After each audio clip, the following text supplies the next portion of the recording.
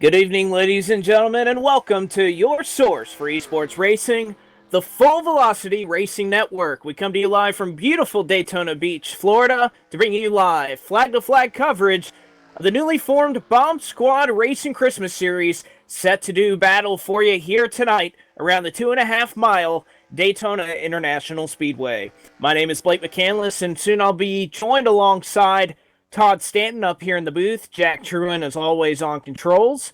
And we are set for what is about to be another thrilling night of action. It was a couple of weeks ago that we left you off here for the last time in the first race of this newly formed Christmas series for Bomb Squad Racing.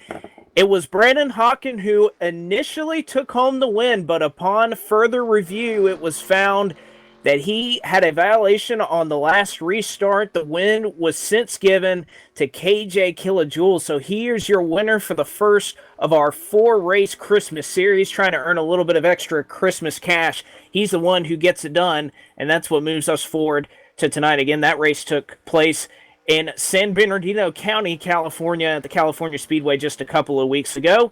Tonight, much different layout for you here, 2.5 miles around the Daytona International Speedway, while we take a look at the track facts brought to you by the South Texas Speedway. Of course, a 2.5-mile super speedway, 4 turns. As we mentioned earlier, a tri-oval shape here at Daytona. 80 laps is the distance that we will cover tonight. And of course, this is the second race of 4 tonight. Open setups for these drivers. And again, we look forward to what will surely be a great show. But before we go any further, let's pay homage to this great country with the playing of our national anthem.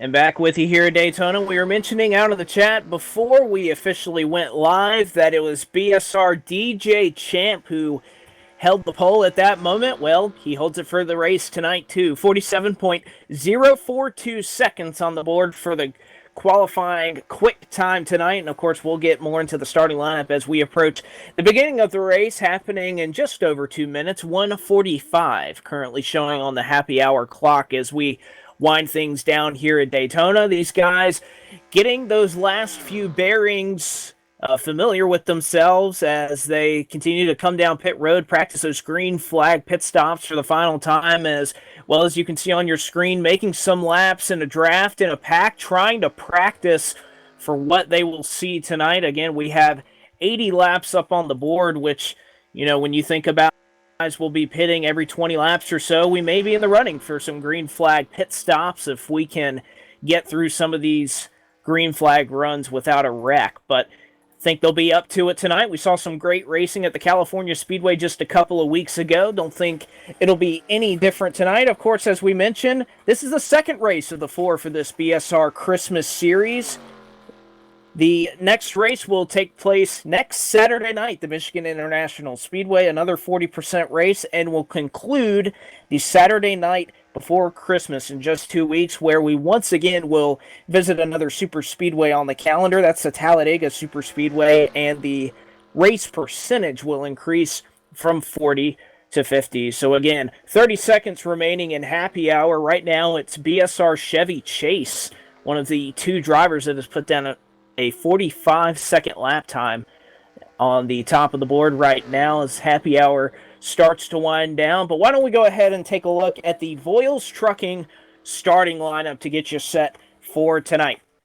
On the front row, it will be BSR DJ Champ, as we mentioned earlier. 47.042 is the lap time he put down to earn himself a spot alongside Denny Daniels in the 37 machine, who will start on the outside of row number 1. Starting third will be BSR Ray 5050 in the number 11 car, and he'll be alongside who was initially declared our winner last week before a late post-race penalty on a restart violation. That's Brandon Hawkin, who starts in 4th.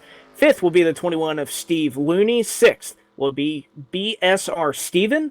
7th, how about it, Joe Allen? He's finally back in the fold. He'll restart on the inside of row number 3. Silver Bullet will restart to his outside, row number 4, rather, in the 8th position. Andrew Miller will start 9th, and rounding out the top 10 will be BSR Brian Voiles. 11th will be last week's winner, KJ Kilojoules. 12th is BSR Furco. 13th, Greg Lavelle.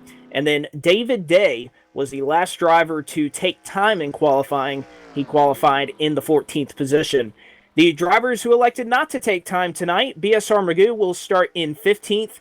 The 103 of Nelly will start 16th. Brian Wolf will start 17th, Aussie Bill 18th, Monty Keller 19th, and then 20th will be Ryan Johnson. 21st will be Eli, let's see, we're just going to call him Eli. Got a little bit of a long list of digits next to his name, 114 repeated, but we'll just call him Eli tonight. He is in the 114 car. And restarting behind him will be BSR Brain Fade, BSR Chevy Chase, and BSR Jimmy Dale. Again, all of those drivers elected not to take time. It's about half of this field that elected not to go off of their qualifying position. 70 degrees for you here tonight at Daytona. And as we mentioned earlier, ready to get going. And Todd Stanton, as soon as he is able to log into the server, he was running a tight schedule coming home from work tonight. Of course, he's trying to do all he can to get here as well. We'll look forward to having him here in just a couple of moments. But before we do that, let's send it down to the track for the most famous words in motorsports. Drivers, start your engines. And there you hear the engines firing up here at the Daytona International Speedway as we conclude our Voiles Trucking starting lineup for you tonight. Again, we'd like to give a shout out to our sponsors for making this race possible on the Full Velocity Racing Network to bring you BSR Super Speedway Racing on this Saturday night, Trash Panda Graphics, Eichstatt Rats, Full Throttle with the Gent with Brendan Spadafora, Hanover Wrecker Service, BladeNode.com, the iRacing, iFlag.com, which sponsors our green flag tonight, and the Turtle, sponsored by the TDR Racing League, who, of course, right now taking a little bit of off time through the Winter Series. But we'll look forward to BSR DJ Champ, who restarts on the inside of row number 1 right now. Again, behind that Full Velocity Racing Network pace cars, they work their way down the back straightaway here. And of course, as somebody who has visited Daytona, you really get to appreciate the length of this back straightaway right here. But a bunch of hungry drivers ready to get something done. This is a quick season, only 4 races, no gimmicks, no playoffs, no chase. It's all straight up who can collect more points over 4 races to have a shot at the grand prize of $100 and a little bit of hardware to go with that. And of course, when you have 2 super speedways to take into account, it's very, very important to get a good finish at these, let's call them wild card races before we get set to go to Michigan next Saturday night. It'll be Phil Lacasse and Todd Staunton on the call for you next weekend. But for now, we'll look forward as the pace car will make its way onto pit road. They're 2x2. We're ready to get started in race number 2. Here in the BSR Christmas Series is the iRacing iFlag.com green flag going to be displayed over the field. Lap 1 of 80 coming to you as DJ Champ. What a jump he gets here in the tri-oval. Looks like he'll have a little bit of help right behind him. BSR Ray 50-50 going to do a nice job in that. FedEx Toyota move to the high side. Perhaps a coordinated move there in front of that 37 car as both of those drivers will file in line 1-2. As you can see, riding along there on the outside lane. But here comes Steve Looney. He'll have something to say about it as he tries to lead that inside line down the back straightaway for the first time and see what type of headway he can make. Not as much of a connection there with Joe Allen, who, as we mentioned, started in the 7th position, making his way out here tonight, just a little bit off the back bumper of that Skittles Chevrolet, but it doesn't seem to matter. They're going to be side by side at the line, and it looks like lap number 1 indeed will be led by Steve Looney all the way up from position number 5. So DJ Champ and Ray make a move to the outside, and in doing so, they'll allow that Skittles Chevrolet to lead lap number 1. Again, as we mentioned earlier, open setups for these guys, so not everybody bringing the same stuff out for qualifying and for race. So it looks like whatever Steve Looney and Joe Allen have there under those hoods might be what they need in the race, but look at all the drivers on that top side forming very closely together as they go down into 3 and 4. It looks like that high side starting to at least win the numbers game. As you can see, most of this field starting to make their way up top. Again, this is Daytona Night TR, so a lot of movement can happen here as there's multiple lanes you can run here. Low, high, wherever you want to run. It's certainly capable of doing. So right now, lap 3 is what we work under. And how about DJ Champ getting some energy from that high side? It looks like that high side just starting to form up better right now.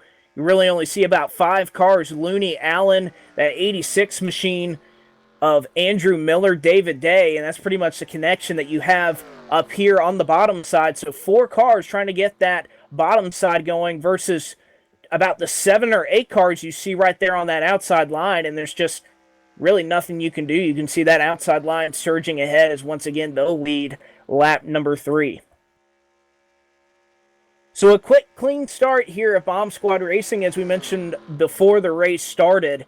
About 18 to 19 laps is the projected fuel window for these drivers, so it's going to be quick stops down pit road. A lot of green flag pit stops could come into factor tonight, and of course, that's great if you're great at green flag pit stops, but if you didn't practice them a lot, perhaps there's going to be something to say about that. As that 86 car of Miller, he'll think better of it. He'll move along to the outside, and again, you can just see that bottom side dying out, the numbers dwindling as that top side really starts to come in. Now, Steve Looney, even with 7th position of Silver Bullet, that rides in that number 4 Chevrolet on the outside lane, but how about this? Silver Bullet, as we mentioned he'll make a move down to the bottom, create a little bit of space between the 144 machine of Magoo and that driver of Miller behind him. So Silver Bullet, you'd see out a bit of a lead to himself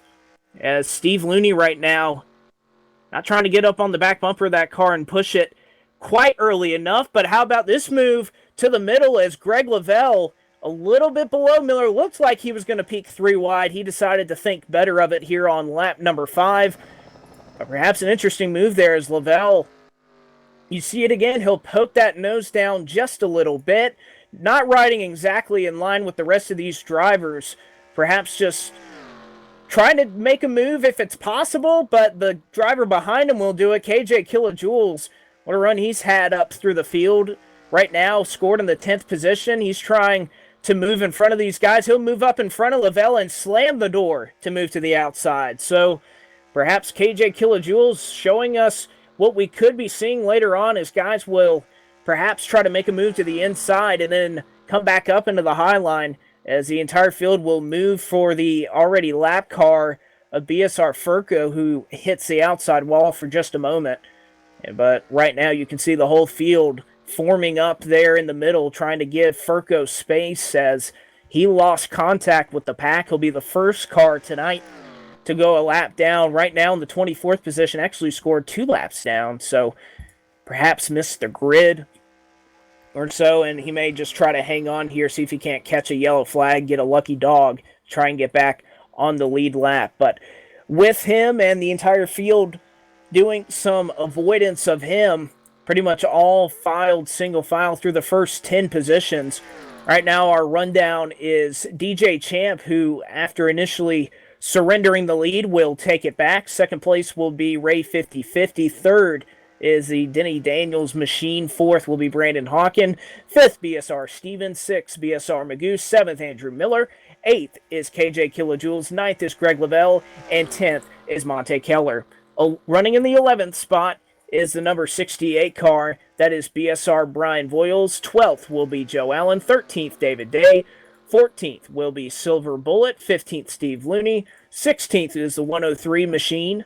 17th will be Brian Wolf, and the driver of that 103 will be Nelly. And 16th, 18th, BSR Brain Fade. 19th, Aussie Bill. 20th is Chevy Chase. 21st, Ryan Johnson. 22nd, Jimmy Dale. 23rd is Eli. And then 24th, as we just mentioned, is that 45 Machine of BSR Furco. So there you have it. KJ going to shuffle down to the inside. Was somewhat baited there to the bottom by Greg Lavelle, who looked like he was going to make a move down there with him to the middle line. It's not going to work. You see KJ not going all the way to the bottom. He's going to hold the middle as one car is in the outside retaining wall off of turn 2. They keep it going straight. I believe it was that bright yellow DeWalt Power Tools Toyota of Joe Allen who perhaps got an untimely bump from behind, but he is able to keep it straight. And yep, that is what happened. As any person who is watching this, probably not surprised he got a little bit of a shove from David Day behind him, but they keep it straight. Just got in the outside wall. He's able to save it, and the rest of the field able to scatter around him before any real trouble ensues. So finally on lap 10, that's really the only sniff we've even had of a Hanover Wrecker Service yellow flag, as these guys being really patient, making a couple of moves, but not doing anything too daring as of yet. Of course, we're still on lap 10 of 80, but no doubt these Bomb Squad racing drivers trying to do their best to get a long run in, see if they can't separate themselves here at the green flag pit stop. Well, enough talking of that. Here comes Greg Lavelle on the inside of 3 and 4, who's going to pull up alongside and in front of Magoo up there on the outside lane. So move Lavelle up from the 7th to the 6th position.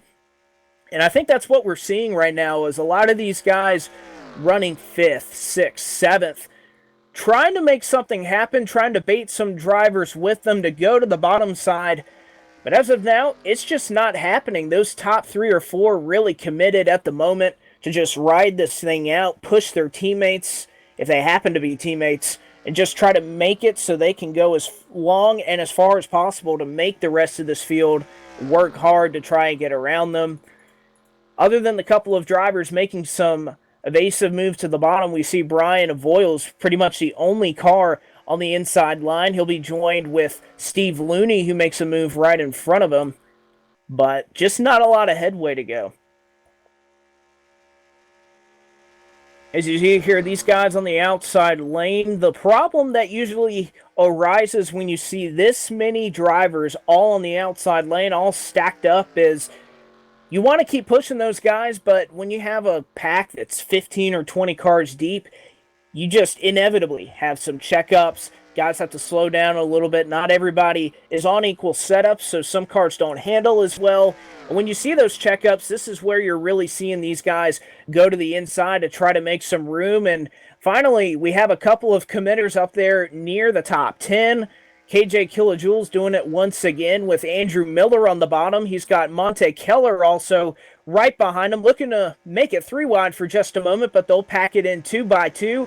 That bottom line headed by Kilojoules won't go all the way to that yellow line. It seems like the middle line has plenty of grip in it, right along that strip that separates the first and the second groove. And now you see Steve Looney, Brian Voiles tuck in right behind him to make it a 5-car pack, trying to make their way on a top side that has been dominant early on in this event. So KJ riding along, he'll be in position number 8 or number 9. He was scored that last time by, trying to make some headway with Miller and Monte Keller right behind him. The problem is you see a little bit of separation between those cars. You need to be close. We look out front to DJ Champ and Ray right now. Not as much separation as the rest of this field, and that is why they've been able to stay up front all the time. Not necessarily bump drafting, because that can be a little bit risky early on, even if it does gain a little bit of speed. But just this inside line, as of yet, just not able to gather that same energy. Now a big move, only 5 drivers left on the outside lane. Perhaps a shift in the field right now is Greg Lavelle going to try to lead a charge on the bottom line, and the top side is going to react.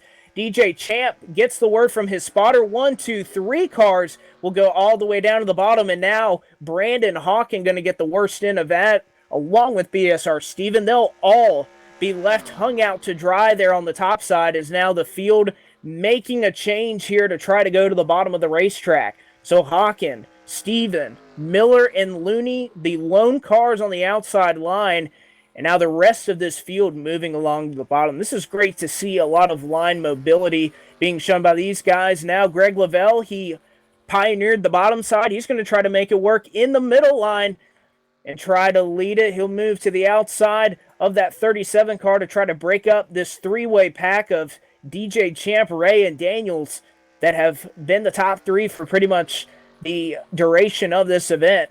And now Lavelle, he'll move into the lead on the outside line as his field making split decisions right here. Not quite sure where they want to go, but nevertheless, this looks like a great version of the track. Is pretty much anywhere these guys want to put their race cars, it will work. And not only that, but whichever line seems to have more cars in it is the line that gets a move on. That's pretty much all you want to ask. So now the top 3 running right along the middle line, still not all the way down at the bottom side, but a split pack as we reach lap 16. Going to come up on lap 17 here as we complete lap 16 of 80. And as we mentioned, green flag pit stops coming up momentarily. This is where, if you're looking and doing some calculating on the pit stand, these laps, either one by one, can be really important. As obviously, if you look at the lap count and you can only make about 18 or 19 laps, you can't make it on 3 stops. You'll have to go for an extra 4th stop somewhere along the way. So these guys, early on in this race, if we can run the entirety of this event under the green flag, setting themselves up here for what could be some crucial pit stops, because if you can stay out that extra lap longer, you just don't know how much that lap is going to mean moving forward in terms of the fuel calculations. So I hopped in my car right before they started, saw that fuel window was right at 18 or 19 laps. So no doubt here that within the next couple of laps, we're going to be seeing some cars move to the bottom side in turns 3 and 4 off the apron, move their way onto pit road, and that is where the race is going to be won. Any driver can pretty much tell you that races are won and lost here at super speedways by how you enter your pit stall. So getting off of 4, making sure you don't tag somebody in front of you, not spinning the car out, not going too fast. And it sounds easier said than done. This isn't a difficult pit road to enter, as we see a couple of cars making a move. It's going to be Brian Wolf, Denny Daniels. I believe a couple of other cars have decided to make their way to pit road. Nelly is on pit road. Brain Fade is on as well as Eli in that 114 Camaro. They're going to be the first 5 drivers who are going to make their venture onto pit road here. And as we mentioned, crucial that you don't spin it around, and one car that has done that is the 103 of BSR Nelly here on pit road. He spun sideways and going to cost himself a ton of time here.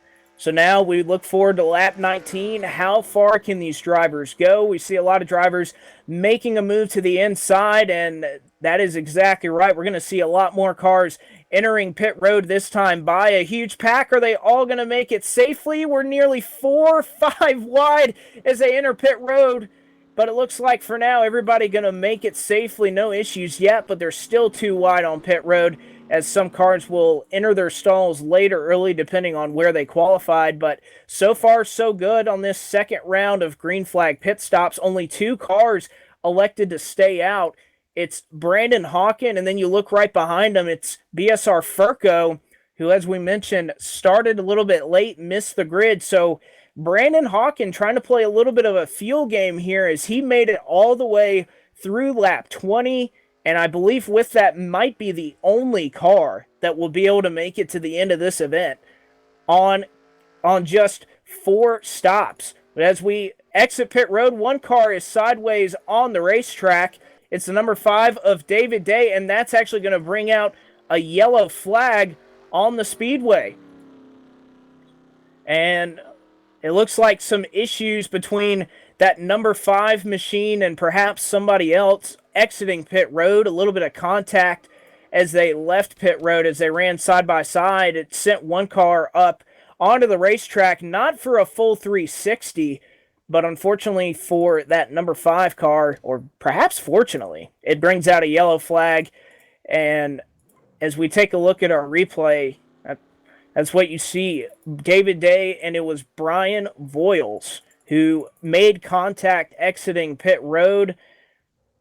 On the exit, you can see they touch doors, and that just gets David Day, who's on brand new tires, a little bit loose. He sends it to the right, doesn't do a full 360, but he'll park his car, Farmers Insurance Chevrolet, sideways on the racetrack, nearly gets tagged. And when I mean nearly, Denny Daniels just about tagged him, as well as another car. That's Brain Fade, who had to make an evasive maneuver behind him.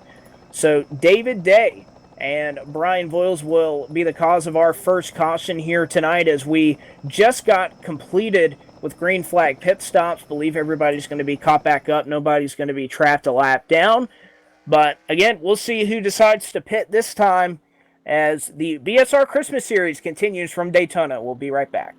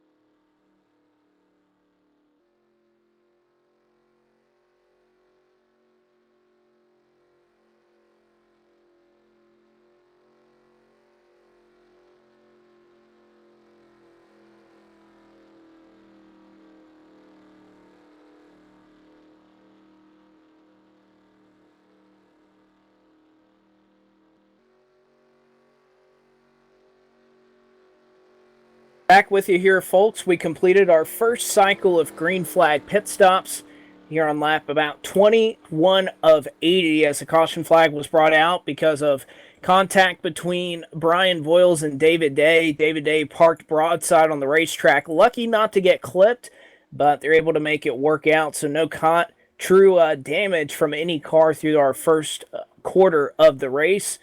And right now, pretty sure we'll take the one to go this time by with a couple of pace laps that lasted a little bit longer than we anticipated. Look at the pace car, and indeed the lights will go out. So one more trip around, and we'll be back under the green flag, this time led by Greg Lavelle, as a couple of drivers cycle through here, aware of the fuel situation, and of course trying to make their last second pit stops to try and catch up on that fuel situation, as these guys can go about 18 or 19 laps on gas, and we'll restart on lap 25 of 80 to go. Right now, the full race rundown: Greg Lavelle will restart in first, DJ Champ will start second, BSR Steve in third, Ozzie Bill in fourth, Denny Daniels in fifth, Ryan Johnson in sixth, BSR Ray 50-50 will start in seventh, Monty Keller eighth, Steve Looney in ninth, and KJ Kilojoules will round out the top 10. 11th, Silver Bullet. 12th, BSR Magoo. 13th, Brian Wolf. 14th, Andrew Miller. 15th, Brandon Hawkins. 16th, Brain Fade. 17th, BSR Chevy Chase. 18th will be Jimmy Dale. 19th, Joe Allen. And 20th, Eli 114. 21st, Nelly. 22nd, David Day. 23rd, Brian Voiles. And 24th, again, will be Furco, who I believe, once we get the restart, will be put one lap down. He scored 2 right now after missing the start of the race, but am pretty certain that he'll be one lap down. And of course, he'll be hoping for a yellow flag to try and get back on the lead lap. But these guys put on a heck of a show, showed us that there is a lot to be decided in terms of what line these guys want to choose. We saw the bottom line come in late in that run. We saw the top side dominate early. So, of course, we'll be looking forward to see which alliances form and which line is able to prevail here as we hopefully get set for another long green flag run. Only one Hanover Wrecker Service yellow flag, and we'll transition to the iRacing iFlag.com green flag as Greg Lavelle, choosing the outside lane, will get a restart. But look at that huge gap behind him. Not a whole lot of help directly behind him to get that draft, as Ozzie Bill will take a little bit of a slumber on that restart. Greg Lavelle will get out to a lead, but it looks like that top side, at least initially, not forming too well. DJ Champ, he gets a nice run, and he'll be able to clear that 088 Buffalo Bills Chevrolet, and now he has lane choice as Greg Lavelle not getting the bump that he wanted. Now Ozzie Bill going to move to his inside to try and pioneer that bottom side, but again, even with Ozzie Bill, not a ton of help. He'll go to the bottom side. He'll look up to side draft that line that is forming on the top side, but it looks like it's all going to be in vain as Lavelle going to tuck in behind that STP Dodge, and there you see no help around Ozzie Bill, and it looks like that 37 car going to come up. He's going to push Greg Lavelle, and Ozzie Bill will continue to shuffle back through, and he'll fall all the way back into the clutches of BSR Steven. There you see BSR Ray 50-50. He was running in the top 3 for the entirety of that opening run. He is in 4th on that outside line, and it looks like that outside line getting pretty organized right now. You see about 10 or 15 cars all in tow, but now Ray going to make a move to the bottom side of the racetrack as he looks to go inside Denny Daniels and Greg Lavelle.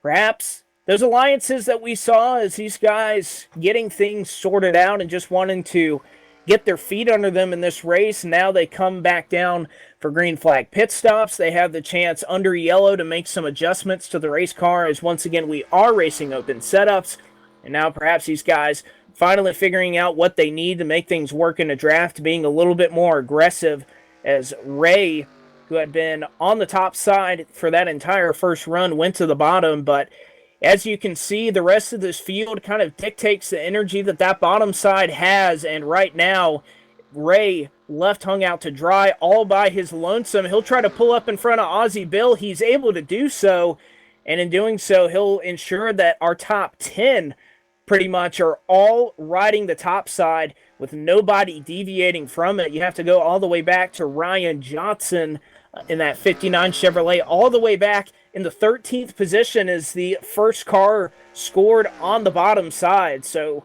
this entire field looking like they want to just play it cool for now, as they'll stay on the top side of the racetrack.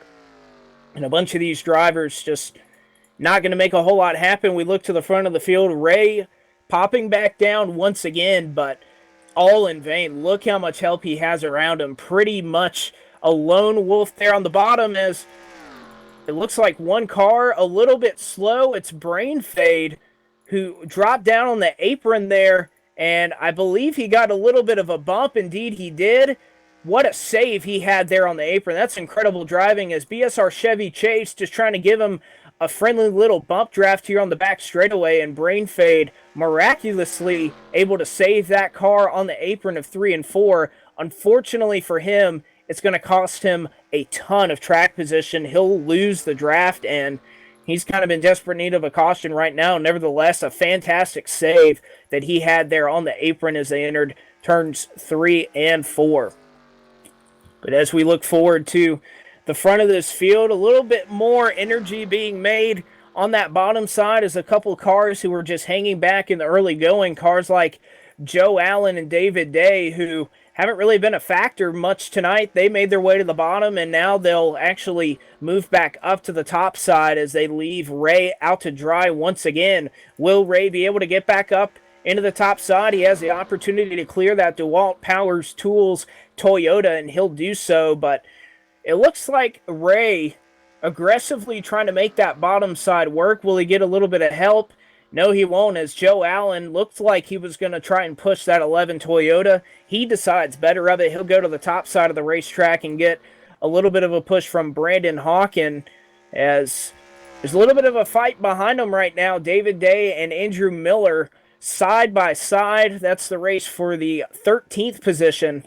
And it looks like Andrew Miller utilizing all that draft and organization that's on the top side.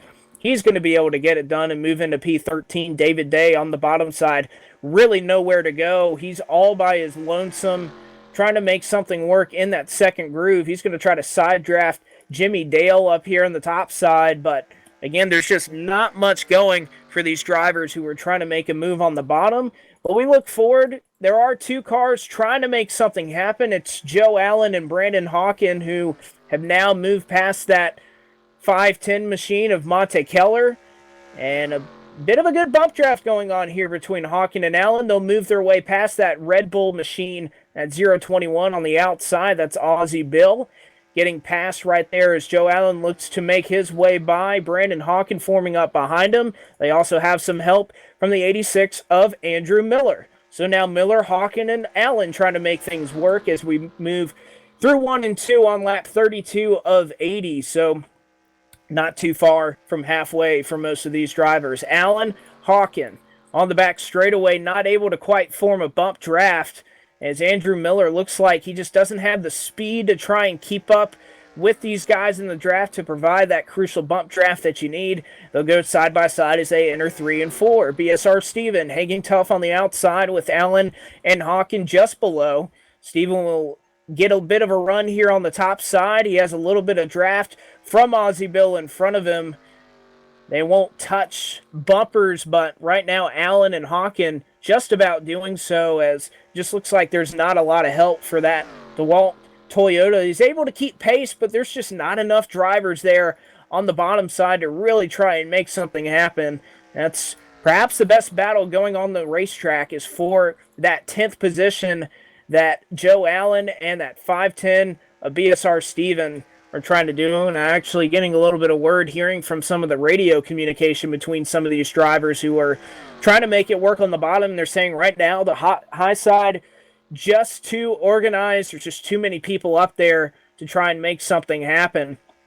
But of course, as we saw earlier towards the end of that first run, the bottom side did come into factor. If you can get the volume you need down there, you can make something work. And Perhaps they might get something here to work as another driver will join them on the bottom side to try to shake things up here as Ray in that number 11 FedEx Toyota, he'll try to make something happen once again. He'll pull alongside on the bottom.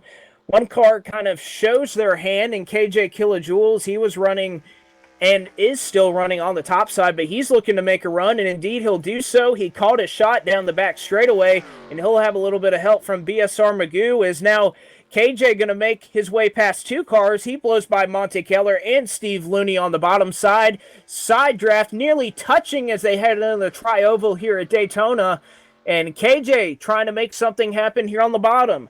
Three cars up front, and they're side by side behind him with Looney and KJ as they enter one.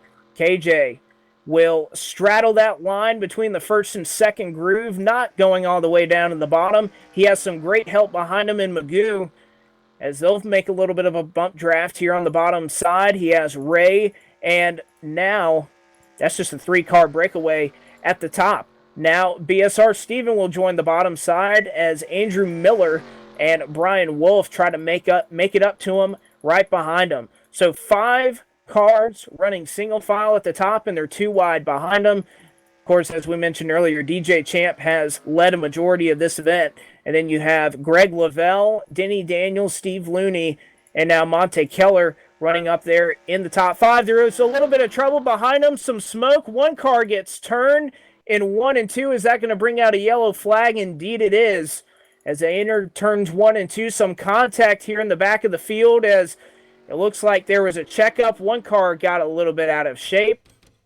And unfortunately, I think that's a Drunken Cow Jerky Chevrolet, the Medicine Chest Pharmacy Chevrolet, as a matter of fact, going to get turned around as they enter turns 1 and 2 to bring out our second Hanover Wrecker Service yellow flag of the night. It was the 103 of Nelly who got the bad end of that, as we'll bring it up on our BladeNode.com instant replay for you here in just a moment. As you can see, we move forward into the tri-oval. One car gets into the side of another as I believe it was the 510 of BSR Steven who tried to move up alongside Jimmy Dale. He thought he had him clear, and he guessed incorrectly. That gets the 33 Ford a little bit out of shape. He has to check it up and use the wall to save the race car. And unfortunately, Nelly, BSR Nelly, who was running right behind him, and his Chevrolet was not able to slow up in time. He gets a little bit out of shape, makes a little bit of contact with innocent bystander David Day, and they spin it out and will wad it up here in turns 1 and 2. The second caution flag of the evening, but good news, no major damage for either one of these drivers. So, second Hanover Wrecker Service caution of the night on lap 36 of 80 as we approach halfway here in race number 2 of the BSR Christmas Series. And we'll be right back after green flag pit stops right after this.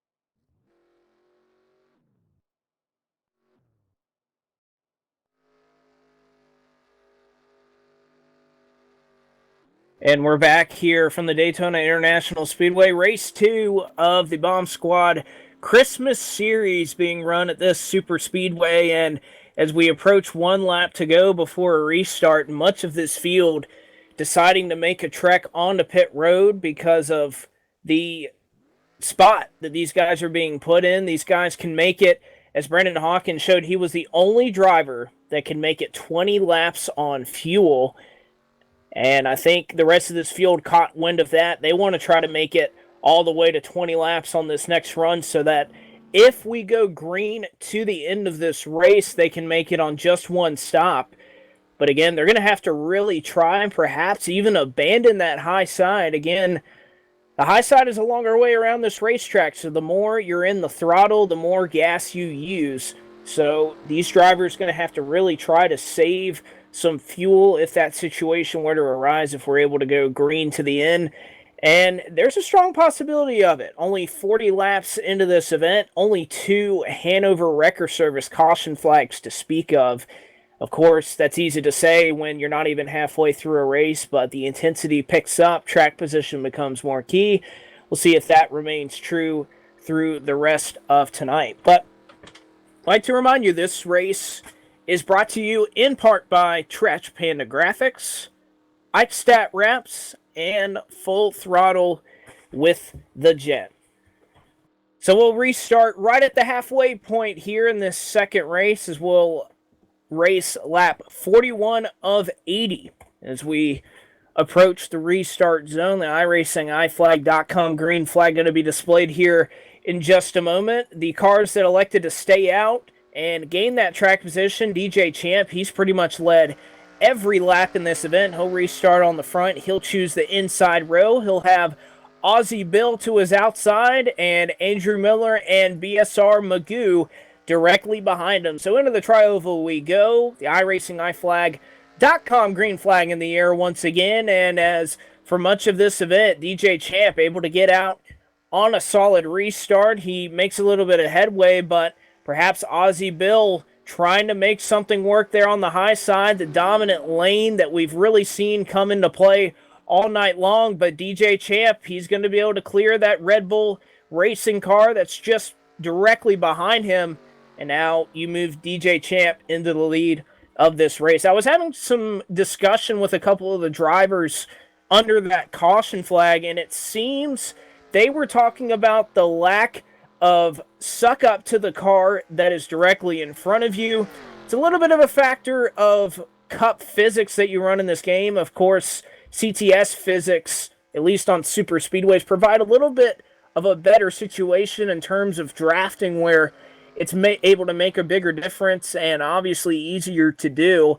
In cup physics, because the RPMs are down just a little bit, you only run, you think back to 2003 with the restrictor plates, you only run about 7,000 max RPMs at these super speedways, and that doesn't really help these guys get that air and that push and kind of the gap between that car in front of them to be smaller, and it makes it a little bit more difficult to bump draft, and I think that's why you've seen some of these drivers be a little bit hesitant to try and make some aggressive moves to try and use that bump draft because it's just so hard to do.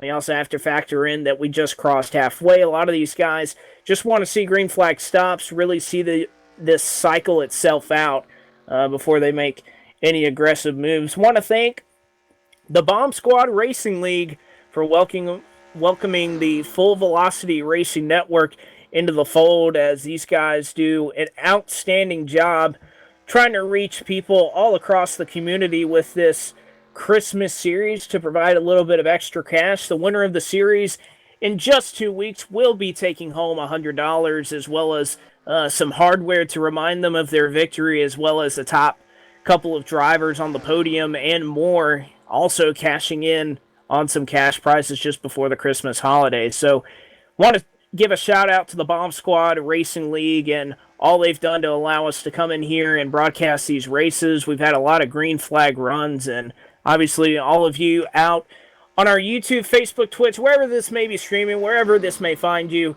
We also appreciate our audience for tuning in as well and making FERN what it is. So as we cycle ourselves out here, you can see that top line dominant once again. as DJ Champ, Ozzie Bill, Magoo, Brian Voiles, and Denny Daniels have found their way to the top of this field in the top 5. And you see Joe Allen, BSR Chevy Chase, Andrew Miller, KJ Kilojoules, Silver Bullet, Jimmy Dale, Brain Fade, and BSR Steven, as well as Monty Keller. So 14 spots before you finally see a driver that is on the bottom side of the racetrack. All the way back in the 15th position, that's Greg Lavelle, and he's pretty much a lone wolf down there. Only 3 cars down on the bottom side. It's Lavelle, Johnson, and Brian Wolf directly behind him. Aside from that, everybody, and I mean everybody, on the top side of the racetrack. And again, I don't think that's because that the top line is more dominant than the bottom side would be. It's just that's where the leaders elect to go. It's difficult, as we mentioned, to make some passes because of the lack of draft and suck up that you have to the driver in front of you.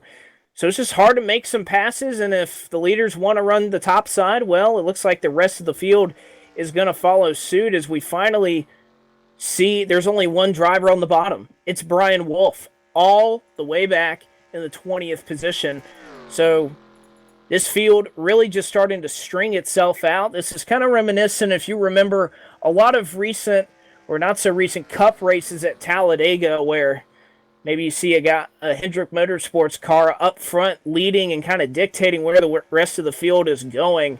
And right now, that is the top side of the racetrack. Is Brian Wolf, not the lone wolf, no pun intended, there on the bottom side. He'll be joined, but way up in front of him, definitely out of the realm of him being able to make a factor and make some draft. Oh, and we have trouble here in the tri-oval. 2 cars are around. They're going to come back up on the racetrack, and indeed, the caution flag will be displayed as a couple of drivers spinning wildly here through the tri-oval and through the infield grass at Daytona.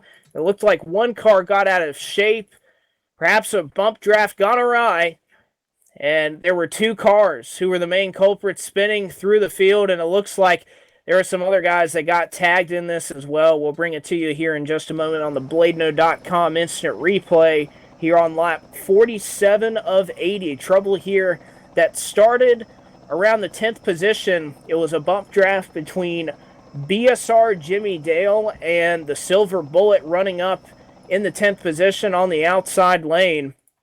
Those 2 drivers spun it through the infield, and it looked like all was good. Unfortunately, though, Jimmy Dale, when he came back up right near the start-finish line, he gets tagged by a couple of drivers, including Ray 5050, getting a nice little chunk of that 33 car. Brian Wolf, he's got some heavy damage on that Fluid Sim Racing Films Chevrolet. And obviously Silver Bullet, not much contact to speak of other than getting a little bit of a nod from that 33 car, but Silver Bullet probably got the better end of that accident. So 3rd caution flag of the evening, lap 48 of 80 is what we have for you here in this second race of the BSR Christmas Series. As these guys go under caution flags, we'll try to get back with you, and hopefully Todd Stanton will be able to join us in the booth when we see you after this break.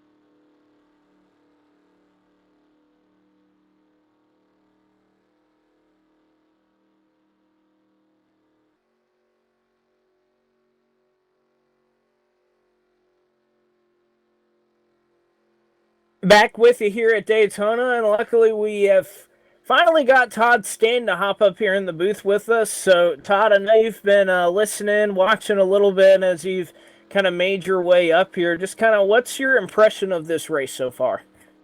Well, so far it looks like the Cup Physics, the normal Cup Physics, the things going on there. Blake, just everybody going up to the top, minding their P's and Q's. Like to see him dice it up, but then again, it's still a little bit early here, 29 laps in here. So it's going to be interesting to see what everybody's going to try to do here as these laps start closing in. Certainly will, because if you look at how many laps are left, nobody can make it here to the end without at least coming down pit road one more time. And of course, with just all the different teammates and alliances and whatever that you have typically going on in a super speedway race, there's just a lot of different factors that can come in, whether guys want a short pit together, whether they're going to run it out of gas, whether they're going to try to split it somewhere down the middle. You just never know, but a lot of possibilities can arise if we can go all the way here to the end under green flag conditions. We'll see if they're able to do so. But as we look at the leaderboard, it's been a lot of the same guys up front. DJ Champ pretty much led this entire race. Now you finally see Brian Voyle. He'll restart to the outside of row number 1. Daniel's also been a factor all night. Aussie Bill. Joe Allen has found his way into the 5th position, as well as Monty Keller. A nice drive by him. He works his way up into 6th. And then Magoo, Chevy Chase, Brain Fade, and then Greg Lavelle will round out the top 10. Just going to be a matter of who gets a good restart, who's able to make the low side try and work to their benefit until they might have to abandon it to go to the top side, Todd, because that's really what we've seen early on. These restarts, especially DJ Champ, he may get a jump, and then if he's able to clear, he goes to the top side. It seems like everybody else just follows suit. And like I said, it could also be what's going to go on as we're getting ready to go green flag racing here. Enter the tribal. The pace cars made that hard left-hand turn down to pit road, sending these guys on their way as iRacing I flag. Green flag is out. The 91 of DJ Champ leads the charge down into turn number 1 here. Brian Voiles right there, though, this time. Last restart I got to see, Blake, it looked like the 91 was able to outfox the 90 or the 68, but this time it doesn't look so bad. No, it doesn't, but right now Brian Voiles has some draft behind him, but it's not going to matter, as we've typically seen that driver finally utilizes that bottom side as they get onto the back straightaway, and that's exactly what happened. I was anticipating that Voiles would at least be door-to-door with DJ Champ, but that just wasn't the factor. Voiles had a little bit of trouble getting up to speed to run with that 91 car, but how about this, Todd? Through 3 and 4, it's going to be Denny Daniels up into the lead for the first time tonight. He's able to clear DJ Champ, and now we're starting to get racy up here. DJ Champ wants a part of that lead. He's going to go to the bottom side, so finally seeing it. We're going to see some 2-wide racing as now DJ Champ and Denny Daniels go after it in 1 and 2. Denny Daniels doing a fantastic job, able to slide up in front of DJ Champ in that number 91 machine. Joe Allen in the 6 now peeks down to the bottom. Brian Voiles up on the top shelf of the Speedway, the 144 right there, directly behind him. These guys trying to make this bottom side work, but it looks like propelling out to the front here. 37 to Denny Daniels. Somebody blowing up. Yeah, one car up in smoke here. It's the 021 of Aussie Bill. Don't know if that's just a random failure, perhaps a change they made on the setup. Are they going to make it through clean? Oh, Greg Lavelle's going to get tagged. Brandon Hawkins going to spin to the inside of the racetrack, and all stemming from Aussie Bill and some of the issues that he had. Is it going to bring out the yellow flag? Right now, we are still green. So Lavelle and Hawkins very much have lost the draft. We're going to get back up to speed, but it's going to be without the 021 Red Bull Chevrolet. Is something want to miss on that race car. It's billowing smoke here through turns 1 and 2, only running 135 miles per hour and decreasing. So an unfortunate spot for Aussie Bill to lose something in that engine, and unfortunately for the rest of this field. We're going to keep it green, and that stinks for Greg Lavelle and Brandon Hawkins, who did their best and really had nowhere to go to try and avoid an accident. And now Lavelle and Hawkins going to try to make up some ground and hope for a caution flag, but we'll look back up to the front and how that shuffled things out. Daniels will still maintain the lead. Voiles is in second, and how about Joe Allen? His drive to the front of the field nearly complete as he'll take claim of that third position with DJ Champ, who's led a majority of this race right behind him. Did the leader just disappear, Todd? I think he did. I don't know where he is. Yeah, the leader not on the speedway now. Not sure where he went. If he's been abducted by aliens, never a good sign there. You see them flash by Greg Laval and that 088 who's down on the bottom. The 91 of DJ Champ now peeking down to the bottom. That's going to leave it wide open here. It looks like the 37 of Denny Daniels is not around here, and that's interesting. Hopefully he doesn't reappear in front of the field, or if he completely fell out, which I think he did so here. So aliens abducting the leader. That gives it out to Brian Voiles. Now Joe Allen running in that second spot. And indeed, that's the case. Daniel's going to fall completely out of the server from the lead. So super tough break for that 37 team. We'll see if they can't get things sorted out, try to get back in the server. But that's just one of those things about online racing. It'll hand the lead over to BSR Brian Voiles as he has Joe Allen in tow right behind him, all utilizing the high side in a lead pack that has shrunk because of that contact and no caution flag that was shown. Right now, only 9 drivers a part of this lead pack. Brian Voiles, Joe Allen, Magoo, Monte Keller, Brain Fade, DJ Champ, Chevy Chase, Steven, and then David Day and Nelly. So that's a 10-car pack, all about 3.5 seconds in front of some drivers that we see running 11th through 14th. And unfortunately for those guys, Todd, not sure if they're going to have the volume of people drafting to try to get them back up there. Yeah, it's definitely a difficult time now. Pretty much all topside now, Blake, as we go down through here. And I can't believe the 91 fell back like he did. DJ Champ, who's been dominating, as I peeked in on the stream a couple different times while I was driving down the road here, trying to get to this race. But DJ Champ was pretty strong here early on in the going. Now falling by the wayside. When you got no help down there, that's never a good sign. But that number 5 also coming up through the field too, Blake. That 5 is coming back up through the field. He's trying to make it happen with DJ Champ there on the bottom side. But again, just even here in a small pack, you see everybody else, all 8 other cars on the top side, and there's just nothing really that DJ Champ and David Day can do. And I think you and I both know that the driver of that 5 car, if he could get up and even make some questionable bump drafts on that 91 machine, he would be doing it. I think that just goes to show how difficult it is to get that suck up that you need to go and try to push that car in front of you. Oh, one car on the outside wall here in the tri-oval. It's the 49. Is he going to tag another driver? He is, but they saved it. What a save there, Todd. Yeah, definitely a great save there by BSR Brain Fade and the number 510 of BSR Steven. Those guys able to save and keep it going. They're going to lose the lead pack, though, in their exchange with the wall. But like you said, they didn't coin that number 5 Mr. Excitement for nothing. David Day usually makes it really excited, but it's just so interesting to see how much he's struggling trying to get to the rear bumper of these cars directly in front of him.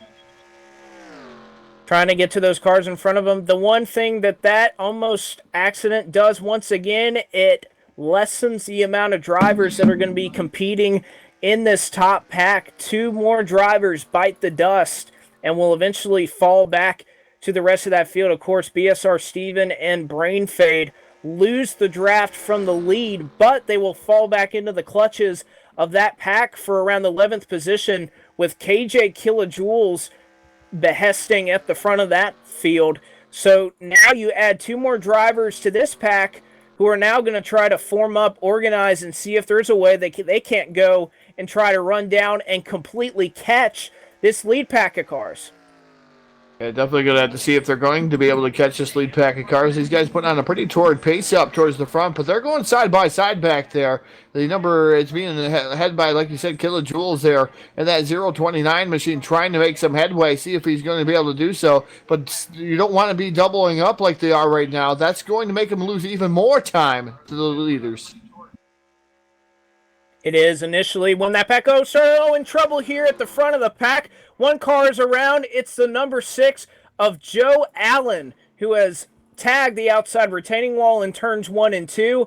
And the caution flag going to be shown once again. We'll have to take a look back at what happened. I believe Joe was running in the second position when that DeWalt Tools Ford hit the outside wall, and we'll just have to see what the cause of it was, because obviously if you were in this front pack, you wanted everything to Bumper. stay under green flag conditions because, well, you're one of 8 guys that can win the race. Now you move everybody else back into the fold. But Todd, I'll let you break it down for us. Yeah, looking from our helicopter view here on the Full Velocity Racing Network, I'm not sure what Jack is doing out there, but looking at it, it looked like Joe Allen right there directly behind the number 68 of Voiles. Looks like maybe a bumper grab on the number 6 onto the 68. Definitely looks rather close. Maybe the 144 got into him just a tad bit, but there was a little bit of contact between both, and he was the meat in between the sandwich. Yeah, unfortunately, that's just a tough spot to be in as Joe Allen goes around, gets a little bit of a bumper grab from the 68 as well as a untimely bump from Magoo, which poor Magoo, he's just trying to help out somebody in line, push. So nothing that really he did wrong. Don't think there's going to be too much damage on that number 6 car, but the loss in track position is going to be enough here as we're now under 20 laps to go, getting late in the going, and how difficult it is that we've seen to try and make moves through this field. That's going to be a deadly blow for that number 6 card. The one good thing about that is, though, you have guys like Brandon Hawken who, because of that spin off of 3 and 4 that didn't cause a caution, he will be able to get back onto the lead lap as he was scored 1 lap down. I'm not sure what happened, Todd, because I was watching Greg Lavelle. Obviously, he was a part of that spin as well and pretty much got away like Brandon Hawken did, but I'm not sure what happened to him. I think he may have blown a tire or something because he came down pit road after spinning, and because of that, he's now 3 laps down and probably not going to be in a position here late in the going to make all of that up. I'm thinking he came down like you said, Blake. I think he came down on pit road. He did have a flat tire. He was slow down on the apron, so he was coming down to pit road, and that was one of those interesting things with what happened there. It just did not bring out a yellow flag. I was completely surprised because normally when you have a smoker like that and then an incident, it's definitely going to bring out a yellow flag. But tonight, not the case, and unfortunately, Lavelle not on the good end of that stick here tonight in that 088 machine, and hopefully the team that's on his car has a little bit better luck tomorrow. Well, I'm just gonna guess that you're not biased in saying that, right? No, I'm hoping they do, but I tell you, they're playing a tough Baltimore team tomorrow. Well, they are playing a tough Baltimore team, but they were supposed to be playing a tough Dallas team last week, and we see how that turned out. Not very good for those Cowboys, which, I'm sure. I mean, we have a race of 24 people. I'm sure I've probably offended about at least 5 drivers out there who are Including Cowboys Phil. fans. Yeah, including Phil. I know Joe's a big Cowboys fan.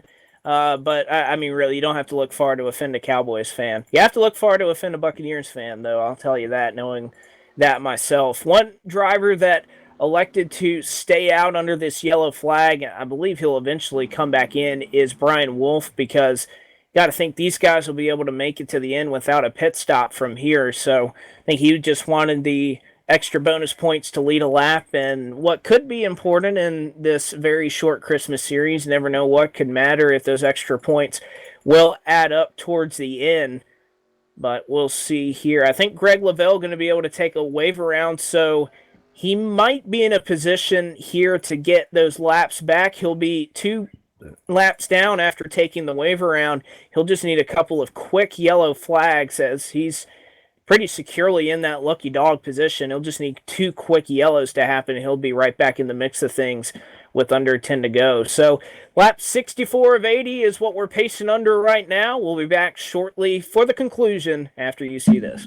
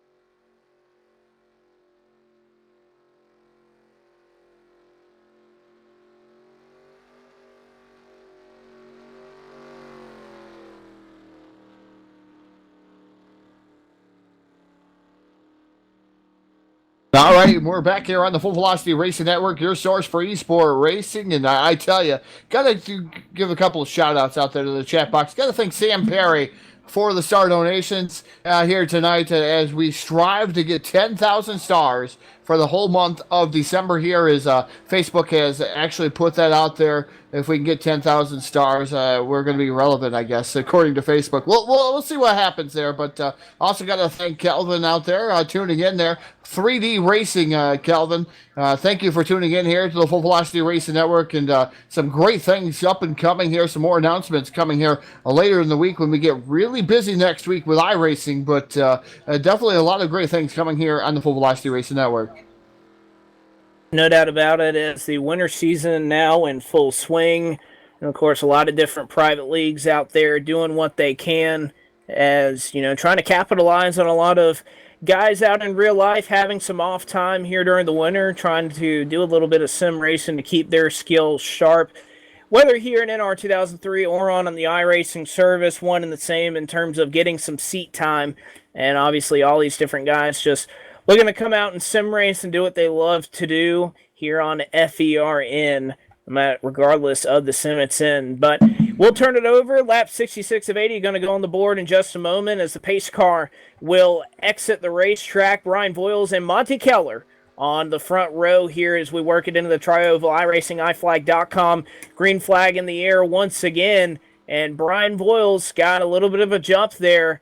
But as we've seen, I believe that bottom line going to be able to use that shorter path around the corner to go ahead and take the lead here. They'll be side by side through 1 and 2, and there you have it. Brian Voiles, is he able to clear that 0.28? Indeed he is, and so he'll move back up to the top side, leave that 59 and 5 machine on the bottom hanging, and there, as you see, rest of the field slowly moving their way to the top side, only 3 on the bottom.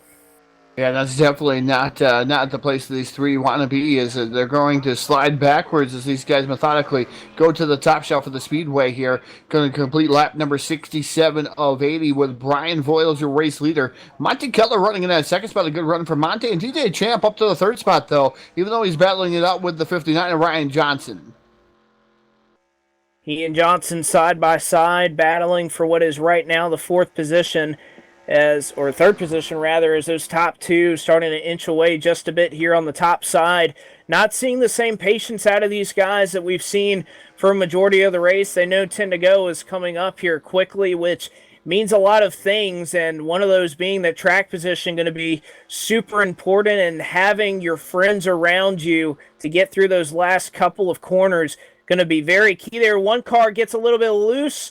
There, it's Ryan Johnson, got a little bit loose off the nose of David Day, as Day was giving him quite a shove there through the corner. Johnson going to check up a little bit, go to the outside. One car's in the wall. It's Silver Bullet. He's going to get turned here through the Tri-Oval, and the caution flag is going to be out once again. A couple more cars involved. Heavy contact for that 103 machine as Nelly gets into the outside wall.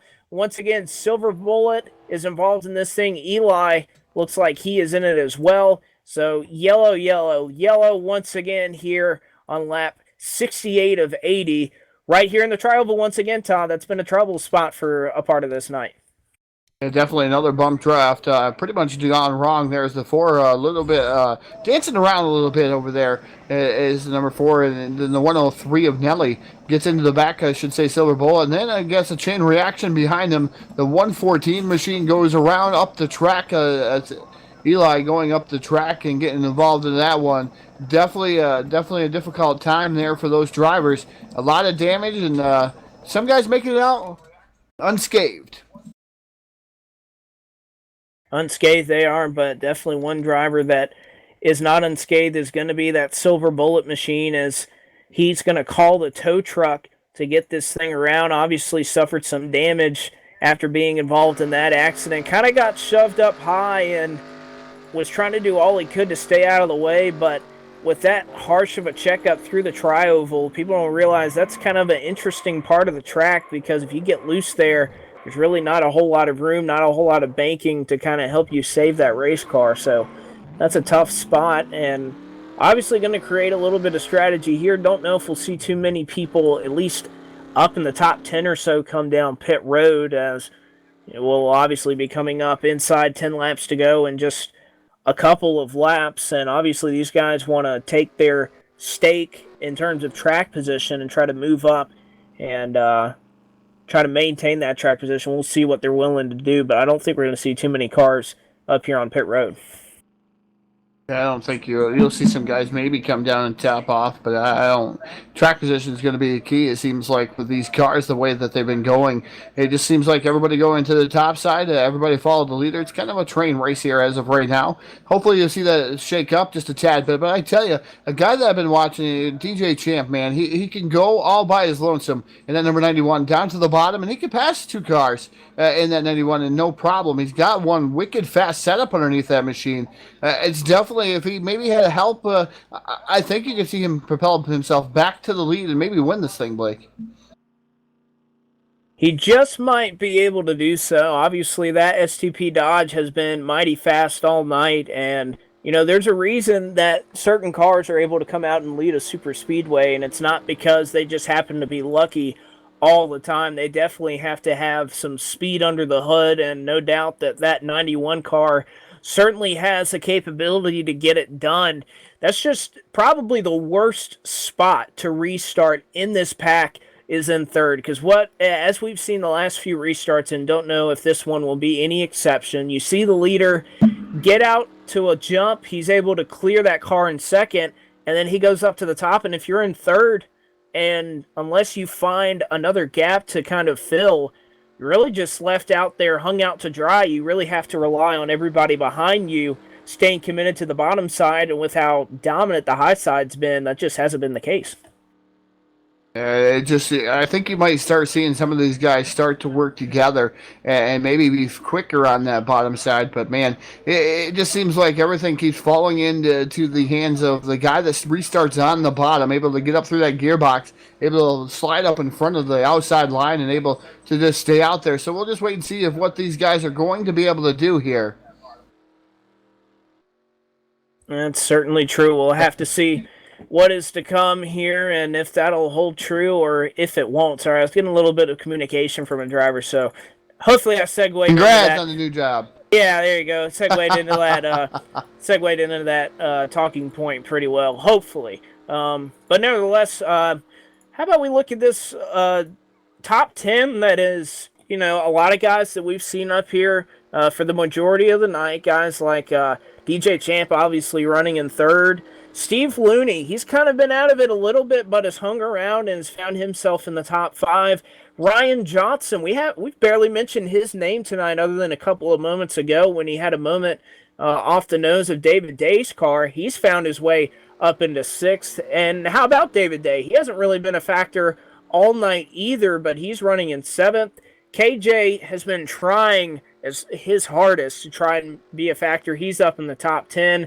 And then how about this? Brain Fade and Chevy Chase, two guys that try to make moves at the right time. They're running 10th and 11th, respectively. So this is the great thing about super speedways, Todd, that the races are so long, but at least in this format, all the points are paid out at the end. So you see a lot of difference in strategy. For some guys, they just want to play it cool and just keep the nose clean until they have to hit that go button at the end of the race. And then you obviously have the strong cars that you've seen up front and dominating all night. You finally get to see them really battle each other at the end, see who the best of the best really is. Yeah, definitely have to agree with you. It's just one of those things that as they go back and forth, just trying some different things, Blake, and trying to actually get Phil up in here. It looks like he's trying to make his way maybe into the booth as he just poked me here. So hopefully, maybe we can see him.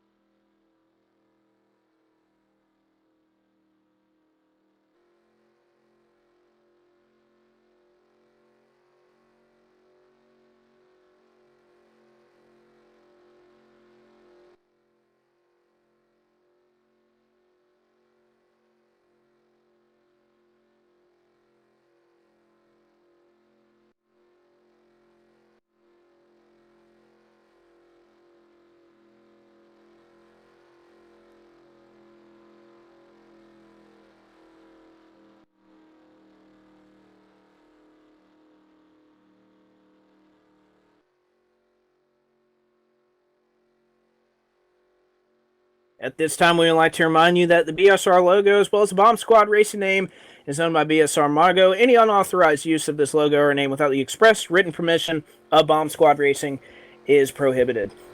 And again, we would like to remind you also to come back with us next week. It'll be Phil Lacasse and Todd Stanton on the call from the Michigan International Speedway 40% race being run next Saturday, December 14th at Michigan, as these guys already move forward. We're already almost halfway through the schedule already. It'll be race number 3 of 4 next week, and then obviously 2 weekends from now will be the series finale, what's been a sprint of a season. That'll be December 21st, and that'll take place at the counterpart in terms of super speedways here on the Cup schedule. That'll be at Talladega, and obviously we'll cover a 50% race. And Todd, I know a couple of drivers here have been saying, man, this is a long race. Well, Talladega 50%, man, that's something to look forward to. That's going to be a pretty long one too. Yeah, it's definitely going to be even longer race at Talladega, but it's a little bit wider, so it might be a little bit more forgiving at that speedway. So we'll see what happens, although the damage is I've wrecked a lot at Talladega. I've won more at Daytona over the years than I have Talladega. It's kind of weird, but also got to give a shout-out to Jeff Brown out there with star donations here. 945 stars. Thank you to Jeff Brown as he's trying to top Sam Perry. Sam Perry still has you there, Jeff. By 65 stars. We're getting ready to go back to racing here. Hopefully this is the last iRacing iFlag green flag we're going to call out here for this this evening, as we're waiting to see what happens as these guys get ready to put that loud pedal down here at the Daytona International Speedway. It's Brian Voiles and Monte Keller. The 91 of DJ Champ as the iRacing iFlag green flag is out. It takes a lap and a half to get these guys to get up to full song as they come barreling down the front stretch here into turn number 1. Brian Voiles again with a distinct advantage coming down into 1. He does, and then you have DJ Champ, who's capable of moving up to the top side as well. He'll do it right there as we mention it.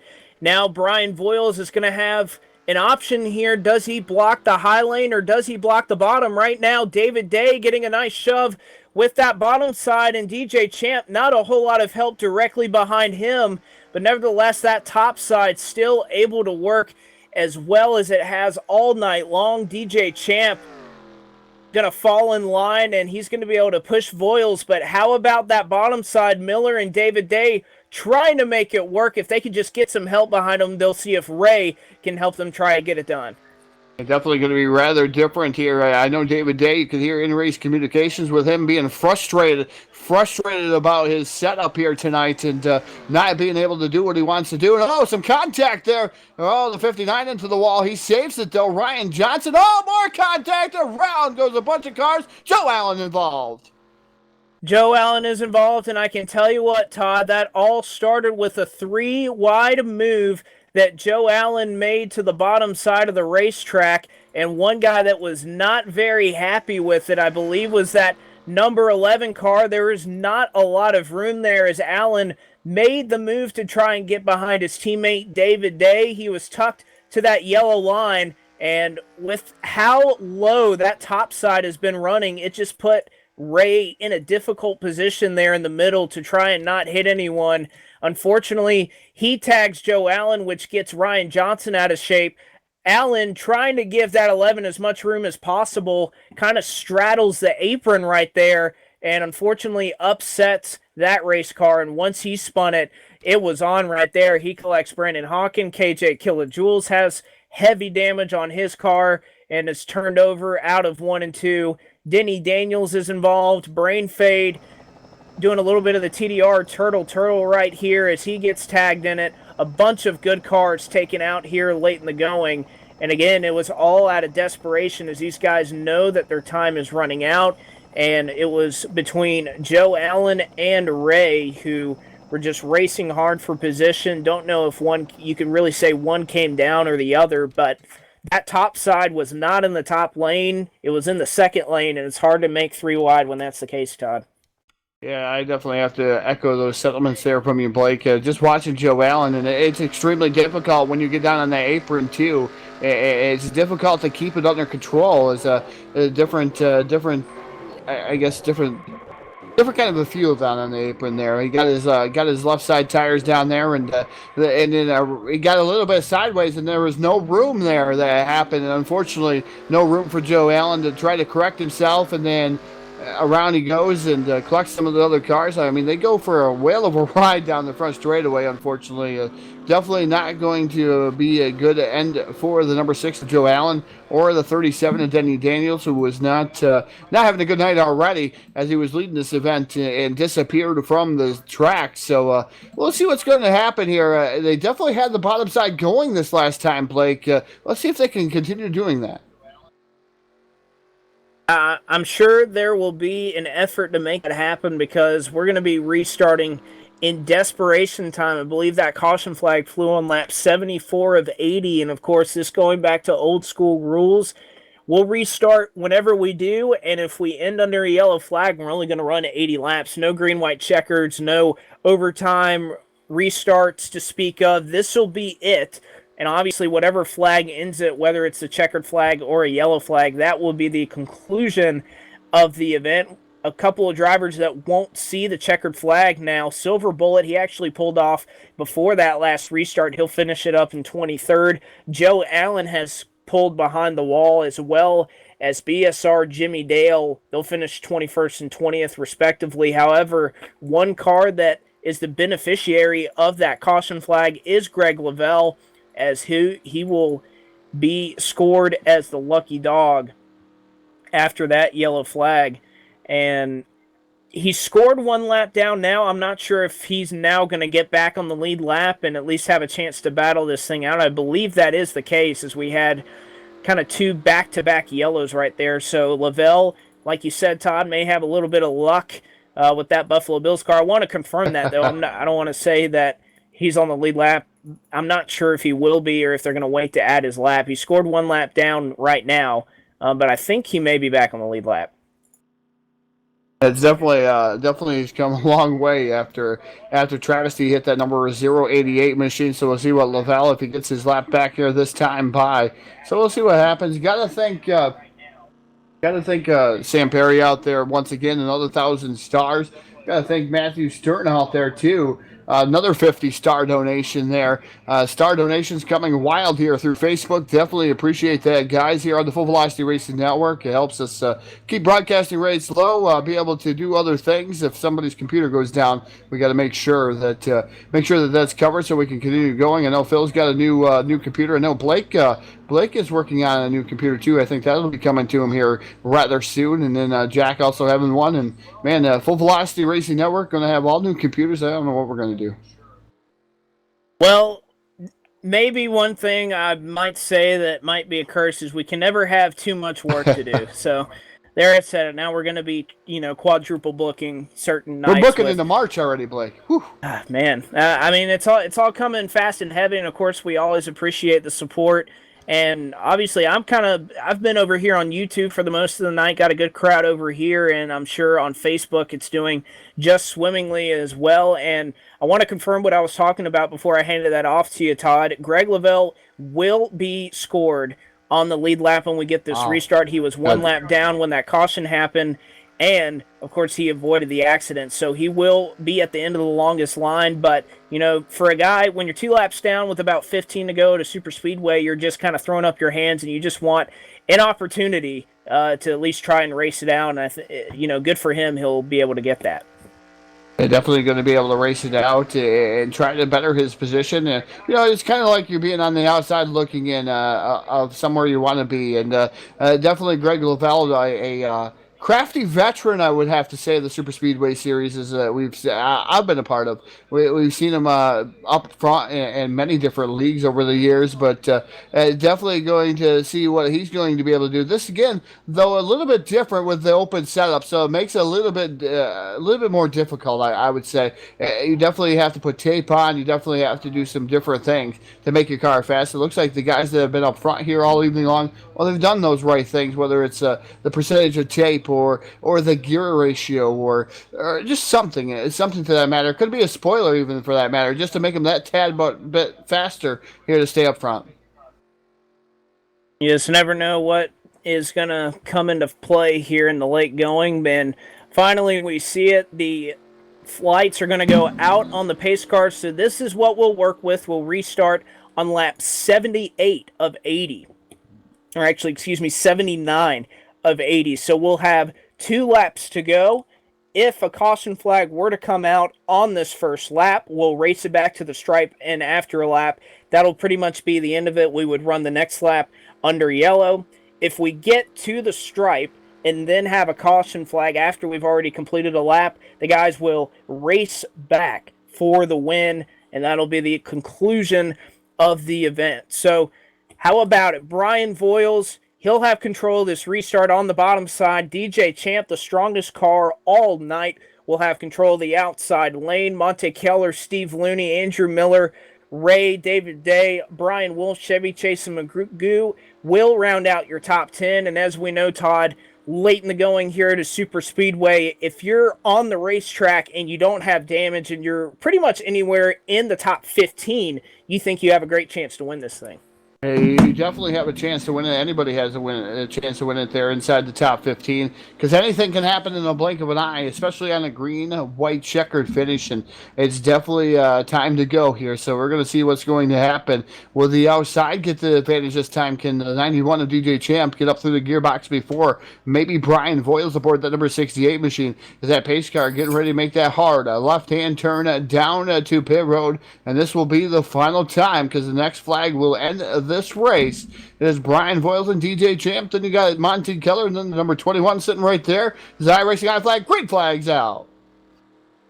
A green flag displayed once again, and a great restart there for Brian Voiles. And again, as we mentioned earlier, it'll take these guys about a half a lap to finally get up to full song. Right now, high line, low line, doesn't matter. Everybody just jockeying for position as they exit 1 and 2, still coming up to speed. It'll be Brian Voiles, who now has to make a decision. Does he block high or does he block low? Yeah, Brian Voiles goes up high, blocks the 91 of DJ Champ, which I thought was the best way to do, the best maneuver, because DJ's been the fastest all evening long. Now DJ pulls out of the line, goes down to the bottom. Brian Voiles again blocks. Here comes the 028 of Monte Keller, now into the fray right there, lockstep in behind the number 91. What are they going to do? Is they're going to get a white flag over the field this time by, so one more trip around. DJ Champ to the outside. Champ making a move to the outside, but not quite able to do it. White silk in the air. One more trip around the Daytona International Speedway. Brian Voiles, they're wrecking behind him. David Day's involved, but they'll race back to the stripe for the conclusion of the race. DJ Champ, he'll make a move to the outside of the SDP Dodge. Brian Voiles, not a whole lot of help behind him. Andrew Miller still about a car length gap back to that 68 car. DJ Champ on the outside lane as the yellow flag is waving is going to be able to take the lead. Monte Keller and Steve Looney behind him. Keller will make a move. He's right on the corner of that 91 Dodge. Not able to get him or move him right now. DJ Champ in control. Out of 3 and 4 for the final time, down into the tri-oval. It'll be DJ Champ who's able to hold off the field, and he'll win the second race of the Bomb Squad Racing Christmas Series as he's able to hold off a hard-charging Monte Keller, BSR Ray, who's able to bring it home third, Steve Looney in fourth, and BSR Magoo, how about it, rebounds for a top 5 finish. After all of that, Todd, Brian Voiles heart-wrenching as he leads coming to the stripe with 1 lap to go, and he'll finish up in the 6th position. He definitely didn't have any help directly behind him there in that number 68 machine. Definitely finishing up 6. A fantastic finish to the race here. Seeing DJ Champ be able to hold him off there. Monte Keller for 2. And you said Ray 50-50 there in the number 11 machine. Finish up 3rd. Then you got Steve Looney, BSR Magoo, Brian Voiles, A. Miller, Brian Wolf finishing in 8th. Good job to the number 29 machine. Denny Daniels finishing that 9th spot. 10th will go to the 103 of Nelly. And BSR Furco. And that number 45 machine finishing up 11th. 12th will be the 59 of Ryan Johnson. Ely, the number 114 machine, I should say, going to finish up 13th. Killer Jewel is going to finish up 14th. 15th going to be BSR Steven. Then you have BSR Chevy Chase, 16th in that 096 machine with contact with the 5 of David Day. Day is going to finish up 17th. Brandon Hawkins, 18th. 19th going to be BSR Brain Fade. Greg Lavelle going to finish up in that 20th spot in the 088. Then you got Jimmy Dale, Joe Allen, Silver Bull, and Aussie Bill. And that'll round out the top 2020, or actually, that'll round out the rest of this field. Want to comment on what brought out some of the contact there on the white flag? It looks like it was a little bit of contact between David Day and the 096. David Day, a little bit of a checkup on the outside line. He went to move low, and unfortunately for him, Chevy Chase in that Valvoline Chevrolet was directly beneath him. They ended up spinning through the infield grass as they headed into one. And unfortunately, as Day was getting back onto the racetrack, nothing more he could do. He was trying to keep it straight and brake from coming back up into traffic. He tags just ever so slightly Greg Lavelle in that whole ordeal, which is why Lavelle, despite being on the lead lap, finished up back in the 20th position. So an exciting finish, and of course, we'll be talking to our top three finishers, Ray, Monte Keller, and DJ Champ, to round things out as we'll eventually get around to our winner tonight, DJ Champ and BladeNode.com Victory Lane, as these guys continue to file out of their race cars. I believe we're nearly ready to talk to our third place finisher, and I think we have caught up with him. See if we can't get him in here. Ray, this is Blake McCandless up in the FERN booth. You got a copy? 10-4, 10-4. All right, good stuff. Great to have you here, and obviously a wild finish. You get two chances, two laps to really try and go after it, and you're able to bring it back home third. A lot of different crazy things happened in this race. How did it all unfold from your perspective? Yeah, it was a wild ride. I did get in one wreck, I T-boned somebody, and I got into the wall. Got that damage fixed and put some tape on. But yeah, there was a one three-wide situation with the 6 car. I got bumped up into the 59. Apologize to Ryan Johnson for that. But after that, the restart just went good. DJ and Brian were battling out up front, and I just went with whatever the fastest line was, and luckily it was on the outside, and I picked up a third. It was pretty fun.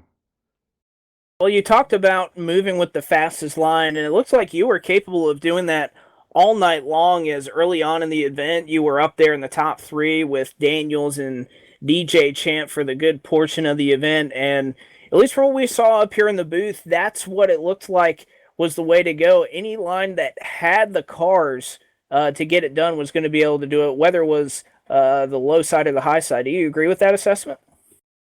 Yeah, I wish we would have had at least 7, 8 cars on the bottom. I could have pulled them. I'm really good bringing being the lead car. I could have pulled them around the leaders, but we just never could get a big group on the bottom all night long. But yeah, definitely the high line was where to be all night if you could stay out of the wrecks. It certainly was, but we're moving on. We're already halfway through this kind of mini stint of a series, we'll call it, if you will, and kind of talk about that. There's a lot of pressure to perform because of how short the series is. Obviously, some cash prizes on the line. You get out of, I guess, what could be considered one of the 2 wild card races in Daytona and Talladega with a top 3 finish. How do you think that this changes your outlook when you look at kind of the point standings in this ordeal? Oh, you're right. Absolutely. The super speedways, it's anybody's race to win. Everybody's pretty much equal. Just if luck's on your side and you stay out of the wrecks. But yeah, the next speedway race at Michigan should equal it out. The cream of the crop drivers should finish top 5 in those races.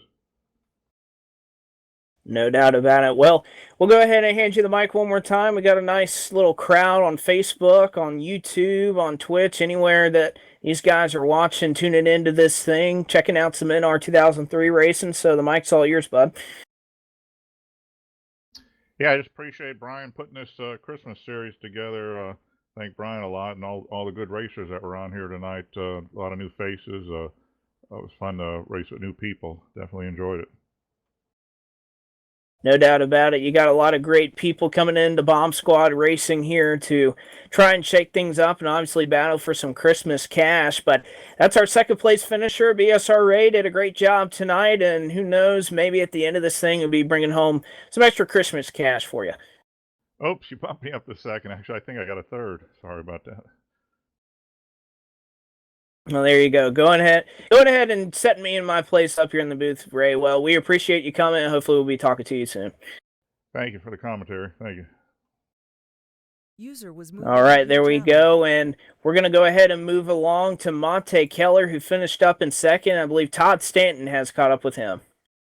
Yeah, down here User with was second moved to your place channel. running the 028 of Monte Keller. A good race for that 028 machine. Definitely had a fast piece there. You looked at a couple different ways to try to get around DJ there, DJ Champ, but it didn't look like you had enough motor there towards the end of that one, or not enough help. What was the case there, Monte, going on in that last lap? He blocked me. It was either turn him or lift. Did you have? I'm gonna say, if you had one more lap, would you have been able to get around him? I think so. It just looked like DJ was really, really fast all evening long. You had a good piece there in the 028. You kind of snuck up into the picture there late in the going. What was the difference? Why was everybody more geared towards the top side of the speedway here tonight rather than the bottom? Just faster way around when you got more cars on the top. The lower line wasn't really coming in. Definitely a good second place finish for you here tonight. That should move you up. Right now, it looks like you're 14th in points here, going into race number 3. Looking at the standings here, so definitely moving on up in those points there, Monty. I'm giving you the microphone. The floor is all yours. Thank you, or let's thank you this evening. Just thank Brian Boyles and Magoo and everybody at Bomb Squad for having me. Was a blast. Thanks, Steve Looney. He stayed with me all night. It was just a blast. These guys are fun to race with. All right, ladies and gentlemen, Monte Keller aboard the 028 machine, bringing home a good second place finish here. Solid second place finish here tonight. There, Blake. Definitely looking pretty good there for him to maybe even cash in on some money here if he continues on the ways. Not that far out of the points here. Anything can happen over the next couple of weeks, so we'll see what Monte Keller going to be able to do here as DJ Champ is actually your current points leader there, Blake, and that's going to be rather interesting here going into the last bit of this season. So you're going to see the 2 more races here left to go. You got Michigan, excuse me, coming up next week, and then it's going to follow on to the Talladega Super Speedway. But I believe you've down and played Node.com. Victory Lane with tonight's winner. Indeed, I am, Todd, and this is one happy man. And, DJ, I got to be a little bit honest with you. Kind of happy to see somebody, no Mopar, no car, up here in Victory Lane. And, man, that was one badass hot rod you had tonight. Ton of speed in this car. Oh, yeah. I had real good setup for this race, and I was taped up, so I always run 75 tape, where a lot of people run 70. Well, it looks like it certainly made a difference because whatever move you can make, there's something about certain super speedway races you go back and watch, whether it's in real life or even here in sim racing. The guys that have faster cars, they're able to control the race no matter where they go. They go to the bottom, everybody goes to the bottom. You go high, everybody goes high, and it seems like that's the type of guy you were in this field, that really, no matter what you did, everybody else was going to follow suit because they knew how strong this race car was. But I tried to go low, and seems like nobody wanted to go in the low side, and so luckily we had the late yellows, and I had good restart gear so I could get back up to near the front. Well, I was about to say, I was just talking before that last restart that perhaps being third because of the jump that the leader would get might have been the worst spot to be on the racetrack, but you were able to get the run that you needed, and then obviously wherever you were, you got there on the high side late and were just able to kind of get that push that you needed.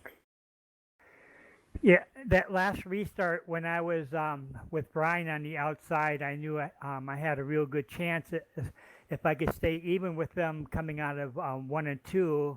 I know by the time I get to 4, chances are I could get ahead of them. No doubt about it. Well, you got it done late, and you got it done in the nick of time. Only a couple of races left to go in the season, 2 as a matter of fact, and obviously winning a super speedway race plays a big part in trying to take home that extra Christmas cash. So congratulations to you. I'll go ahead and hand you the mic. I'm sure there's a lot of fans out there watching on Facebook, YouTube, plethora of other places, but mic's all yours, bud, here in Victory Lane. I want to thank you guys first for broadcasting the race and all of, the admins, Magoo, Brain Fade, and all the guys setting up this race, and everybody that came out and watched and that came in and raced the race. Yeah, because it was a fun race. It certainly was, and we'll look forward to the next 2 weeks as these guys continue to fight it out here in the Bomb Squad Racing Christmas Series. And tonight, he's your winner, BSR DJ Champ. Congratulations, man. Thanks a lot. User was moved out. And that will conclude our interview portion of the post-race show. And Todd, as we mentioned, not a whole lot of time to get things done, but these guys came out here, a lot of green flag racing tonight. Great car count tonight, 24, and we consider kind of everything that's being split a couple different ways. You know, a great crowd out here, and as we mentioned earlier, a lot of new faces making their way to Bomb Squad Racing. That's really exciting, and obviously, you know, we'll look for more of the same here in the next couple of weeks. Yeah, definitely looking forward to next week and see who else comes to play here with the Bomb Squad Racing guys here for the Christmas series. Definitely a great race here tonight, and definitely good to see these guys put on a good ending here for the Full Velocity Racing Network. And I tell you what, the shows are not over; they're just starting here. It's Sunday night, or I should say Sunday afternoon, high noon Central Time. It's 1 p.m. Eastern Time, so I'm gonna miss the start of my football game. But for the HRE, it's going to be UDRA, High Noon Series, iRacing, iFlag on board of that, and there's a few other sponsors. But I tell you, I cannot wait to tune into that one here tomorrow and be able to call that racing action. Lernerville, all 8 weeks of Lernerville, super late model racing action, and it's definitely going to be fantastic. There is 84 guys signed up for that series.